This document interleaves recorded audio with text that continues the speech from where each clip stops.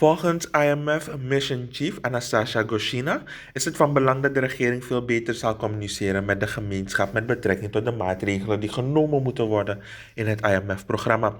Volgens Goshina willen zij ook niet dat wij weer teruggaan naar het moment van 17 februari. Thank you for this question. It is a difficult question. As I mentioned before, and it's important to be transparent. And it's important both for the IMF and for the government to clearly explain the measures and the rationale. People are rational, and if you explain to them what's at stake, what is the danger of not doing anything, of maintaining the status quo, if you don't do anything, you will end up with the same crisis that has led to the IMF stepping in to begin with. So that's not an option. On our side, when we saw that the economy is not recovering, when there's so many challenges, when the shock happened, we allowed for a gradual pace of fiscal consolidation. So it means the adjustment effort was smaller than before. So we adjusted the fiscal targets accordingly, taking into account both the difficulty that the economy was facing, the capacity constraints, because as much as our counterparts are dedicated, it is difficult to do everything all at once. Very few people who can do that.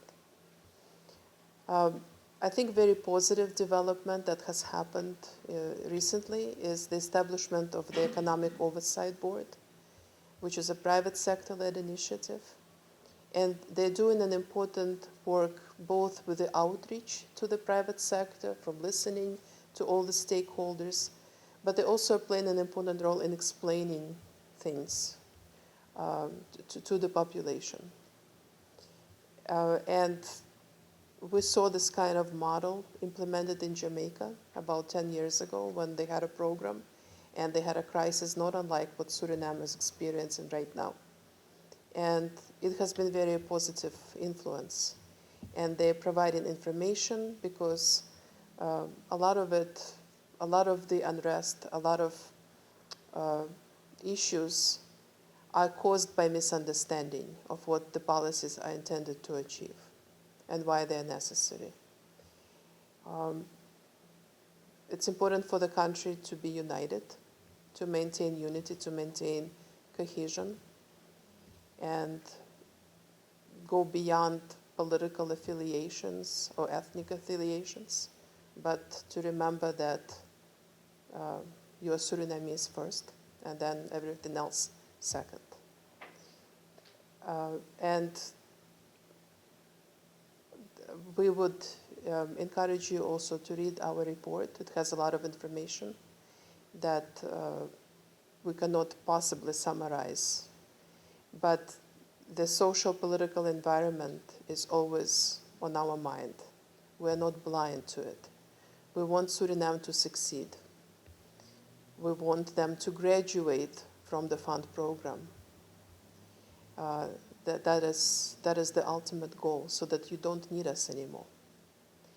We can still, of course, we're involved in all countries, but we provide technical assistance, capacity development.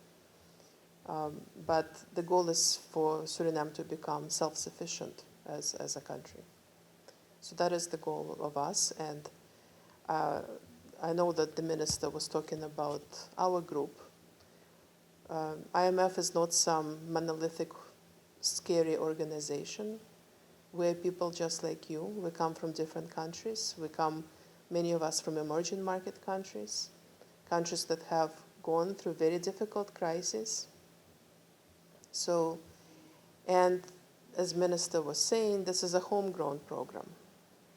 It's ultimately putting the Surinamese authorities, who are the experts in certain areas, in charge of designing the program.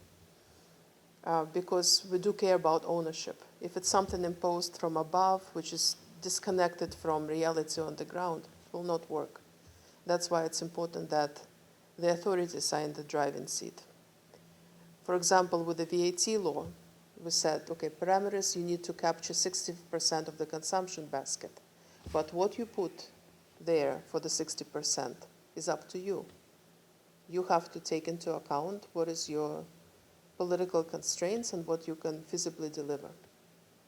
As long as the coverage is broad, you would achieve the needed fiscal revenues, but the composition is up to you. And we try to take this approach throughout and to set up the country up for success.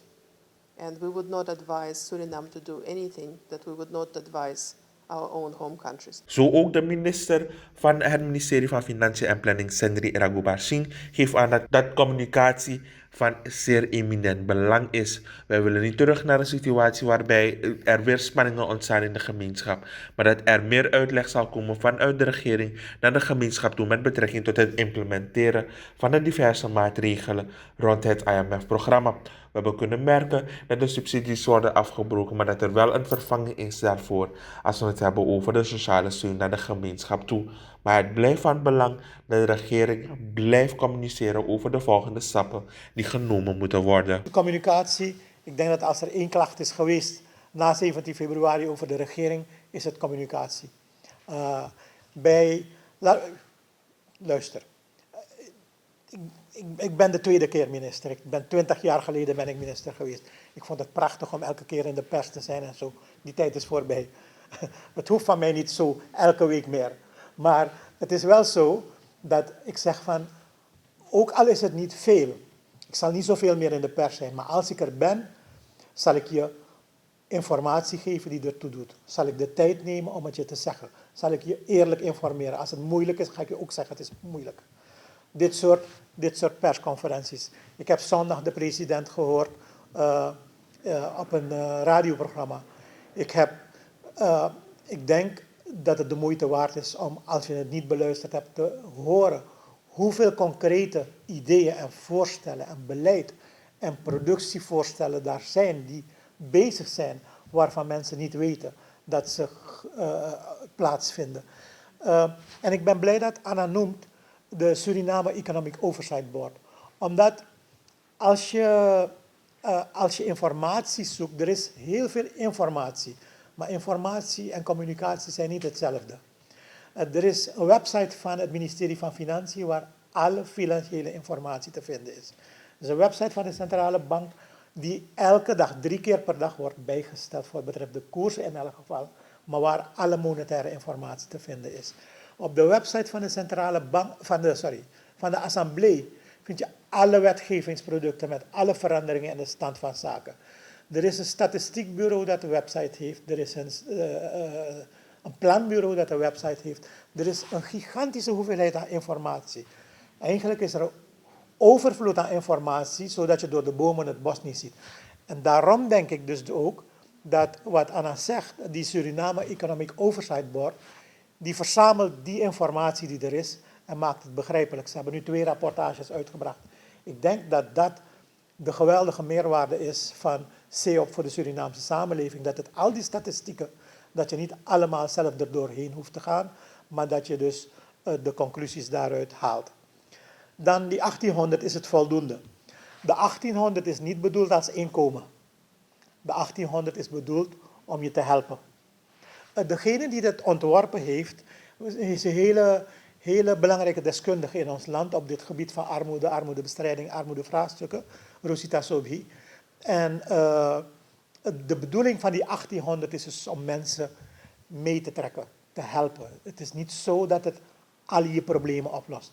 Het is niet zo dat als je werkloos bent, geen werk zoekt, dat je met die 1800 uitgaat. Je moet je best doen. Je moet zelf ook proberen. En wij hebben daar ook een verantwoordelijkheid in. Als regering om banen te scheppen. Maar mensen moeten ook... Het is niet zo dat die 1800 bedoeld is dat je met 1800 niks hoeft te doen. Het is niet zo. Het moet helpen. Het moet je helpen om door een moeilijke fase heen te komen. Maar je moet zelf je best blijven doen.